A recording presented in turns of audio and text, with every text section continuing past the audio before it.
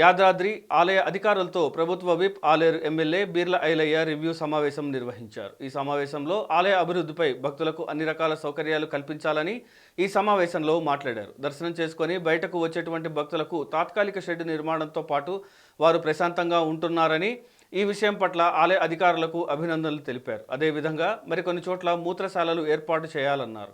స్వాతి నక్షత్రం సందర్భంగా గిరి ప్రదక్షిణ చేసే వారికి రోడ్ల నిర్మాణం పూర్తి చేసి లైటింగ్ సౌకర్యం ఏర్పాటు చేయాలన్నారు.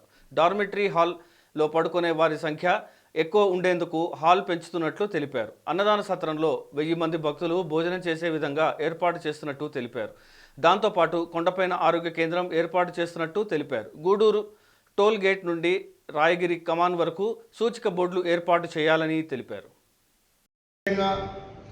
గత సాంప్రదాయాలను ఒక్కొక్కటిగా నిలబెట్టుకుంటూ వచ్చి ఆలయ అభివృద్ధి పేరు మీద కొన్ని సాంప్రదాయాలు బంద్ అయినప్పటికీ వాటిని నేను ఇక్కడ స్థానిక ఎమ్మెల్యేగా, ప్రభుత్వ విప్గా ఇక్కడ వాళ్ళందరి సహకారంతో, ముఖ్యంగా పంతులు కానీ, ఇక్కడ శాశ్వత ధర్మకర్త కానీ, చైర్మన్ గారు కానీ ఒక్కొక్కటిగా ఇప్పటికీ అభివృద్ధి చేసుకుంటూ వచ్చినాం.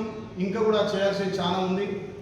కొన్నిటి మీద నిర్ణయం తీసుకోవడం కోసం ఇవాళ గౌరవ ఈవో వారు ప్రత్యేకంగా మీటింగ్ ఏర్పాటు చేసిండ్రు. దాంట్లో చాలా విషయాలు చర్చించి ఒక నిర్ణయం తీసుకొచ్చినాం.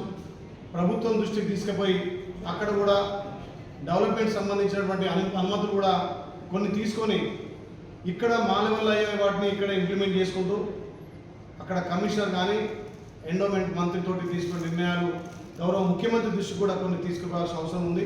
వాటిని అన్నింటినీ కులంకషంగా స్టాఫ్తో కానీ ఇక్కడ ఉన్నటువంటి అధికారులతోటి చర్చించడం జరిగింది. గతంలో ఏదైతే సాంప్రదాయబద్ధంగా